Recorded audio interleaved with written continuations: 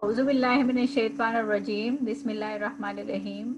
Dear student, Assalamu alaikum. The topic of today's lecture is ether, preparation, properties and reactions of ethers. Outline of today's lecture include uh, outline of today's lecture include introduction, in which I will discuss about the general formula and general structure of ether. Then I will discuss various methods for the preparation of ether molecules and physical properties of ethers. And at the end, I will discuss about the chemical reactions of ethers. Learning outcome. At the end of this lecture, every student will be able to describe the structure, physical as well as chemical properties of ether and will be able to know the synthesis of ether in the laboratory. Introduction.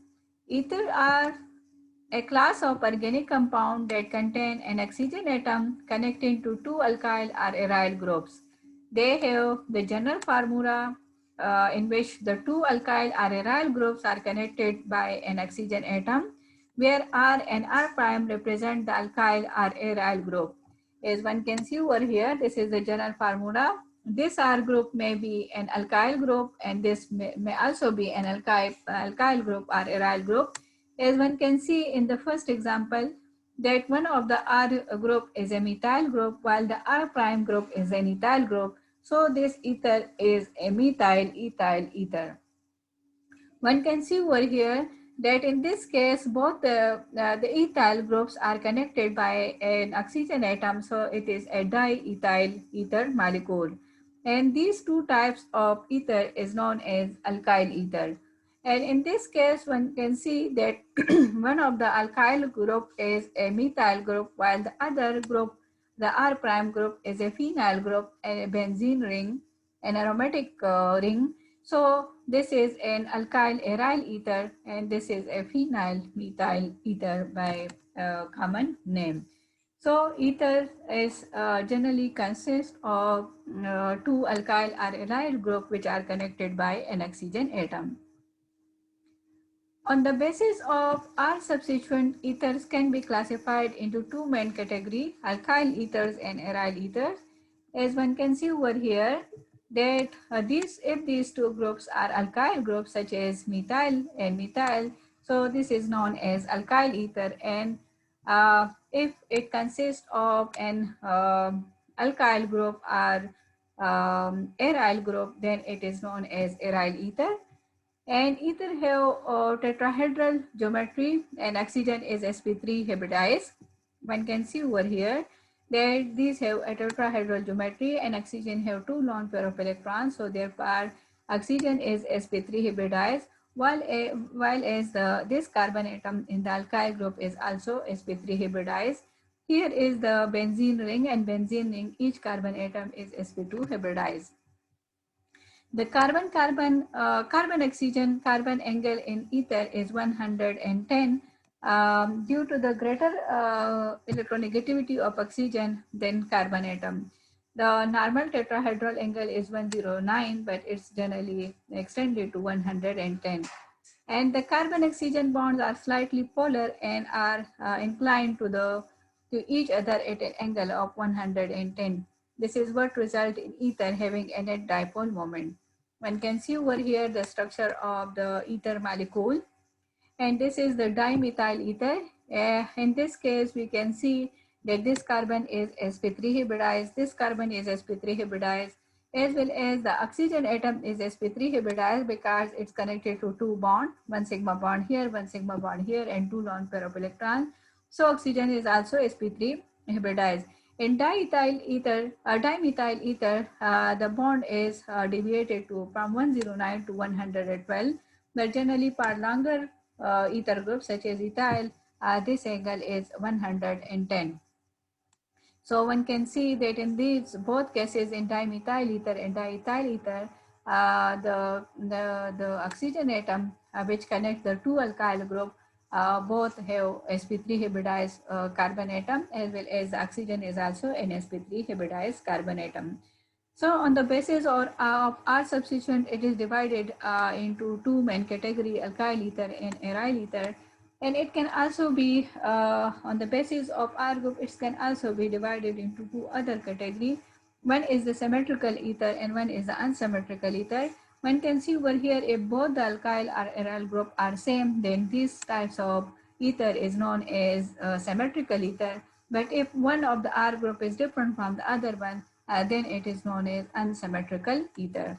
So it can also be divided on the basis of R substitution, either is alkyl ethers or aryl ether, or it may be divided into symmetrical ether or non-symmetrical or unsymmetrical ether. And the structure consists of a sp3 oxygen atom as well as sp3 carbon atom for the alkyl ether, while for aryl ether, this carbon atom which is connected to the oxygen is sp2 hybridized. In alkyl ether, it is generally sp3 hybridized. Preparation methods of ethers. There are two main important methods for the preparation of ethers molecule. One is the most important name reaction, Williamson ether synthesis, and the second one is ether preparation by dehydration of alcohol. So I will discuss these two methods one by one. First one is the Williamson ether synthesis. Ethers are usually prepared from alcohol or their conjugate base and proceed by an SN2 reaction of an alkoxide nucleophile with an alkyl halide. So bearing in mind the factors that favor substitution over elimination, a primary alkyl halide should be selected as a preferred reactant whenever possible. So if you remember the nucleophilic substitution reaction, we have studied that in alkyl halide chapter that the primary alkyl halide generally undergo SN2 substitution reaction while the tertiary alkyl halide proceed by an SN1 mechanism. So in ether synthesis, generally the primary alkyl halide is used to produce the ether molecule. And one can see over here, this is a methanol molecule, and methanol molecule is first treated with the sodium to produce the sodium ethoxide ion. And then actually the sodium hydroxide base is used, which take the hydrogen ion, so it produces the sodium ethoxide ion. And then the sodium ethoxide ion is treated with alkyl halide to produce the ether molecule. As one can see over here, there is treated with an alkyl bromide, ethyl bromide, and it is a primary alkyl halide. So generally primary alkyl halide undergo SN2 substitution reaction and it proceeds through a single step that this negative charge attack on this carbon atom and the bromide ion eliminated through SN2 mechanism to produce the ether molecule.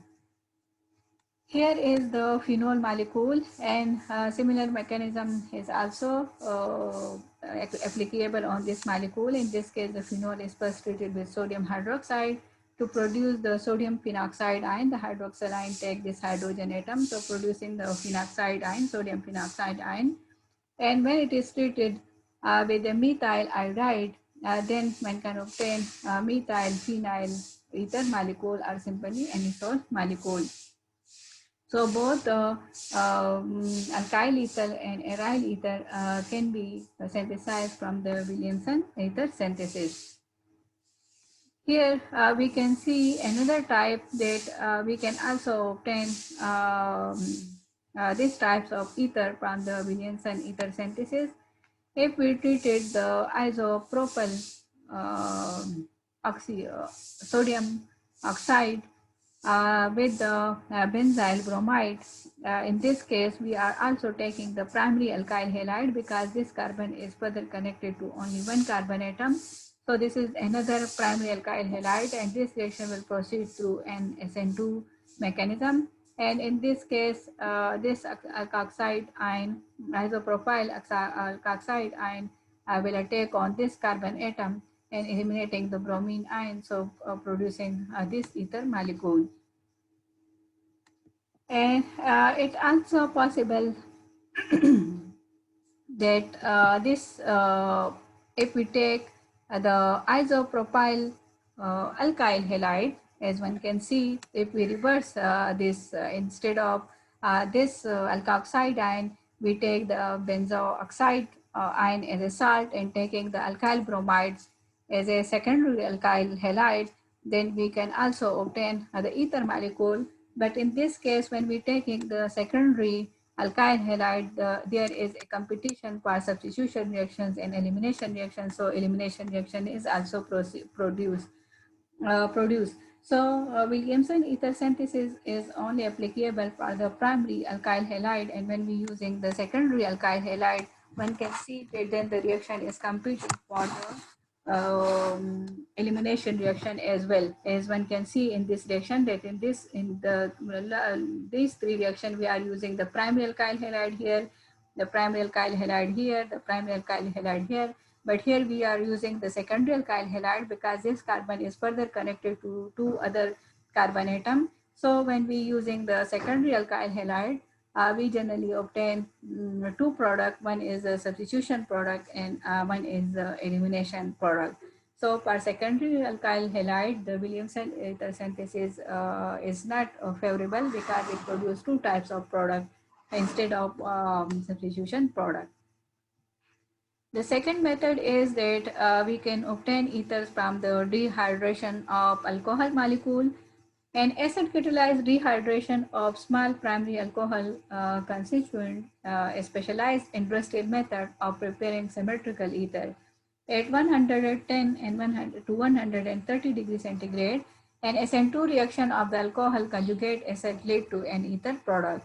As one can see over here, that when we take the primary alcohol, methyl alcohol, and treat it with sulfuric acid at around 140 degrees centigrade or 110 to 150 degrees centigrade, one can obtain the symmetrical alcohol dimethyl ether with the release of water molecule. The sulfuric acid protonate this alcohol molecule, and then it's get deprotonated, so producing a carbocation here, and another molecule of methyl alcohol oxygen attack on the carbocation to produce the dimethyl ether molecule.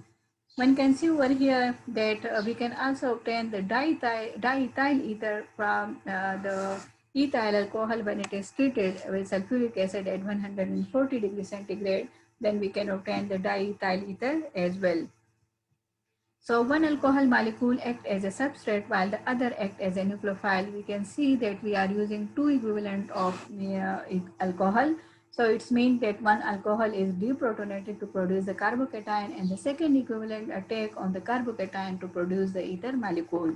So in this case, one of the substrate molecule is used as a nucleophile and the other is used as a substrate. In practice, however, this bimolecular dehydration to form an ether competes with unimolecular dehydration to give an alkene molecule. So, at higher temperature, over 150 degrees centigrade, an elimination take place. As one can see over here, that if we take the isopropyl alcohol, a secondary alcohol molecule, then it produces the propene molecule as a major product. So if we want to produce the ether molecule, then we are taking the primary alcohol molecule first, and then it is heated at 130 degrees centigrade. Then we obtain the ether molecule. But if we take the secondary alcohol or the primary alcohol and heat it at above 150 degrees centigrade, then we obtain the elimination product. As one can see that in this case, the isopropyl alcohol is converted to the propene molecule. Now, chemical reactions of ethers. Ethers are actually good inert solvent. However, it's undergo various types of chemical reactions such as cleavage, auto-oxidation, halogenation, and combustion. So I will discuss these reactions one by one. First one is the cleavage. Ethers are good solvent and partly because they are not very reactive. Most ethers can be cleaved, however, by hydrobromic acid to give alkyl bromide or by hydroiodic acid to give alkyl iodide. So it can only react, ether can react with hydrogen bromide or hydrogen iodide to cleave and produce the alkyl bromide molecule. In case of mixed ether, halogen atoms attach itself to the simple alkyl group. As one can see over here that when we take the ether molecule and treat it with excess of hydrogen bromide and heat it, we obtain the alkyl bromide.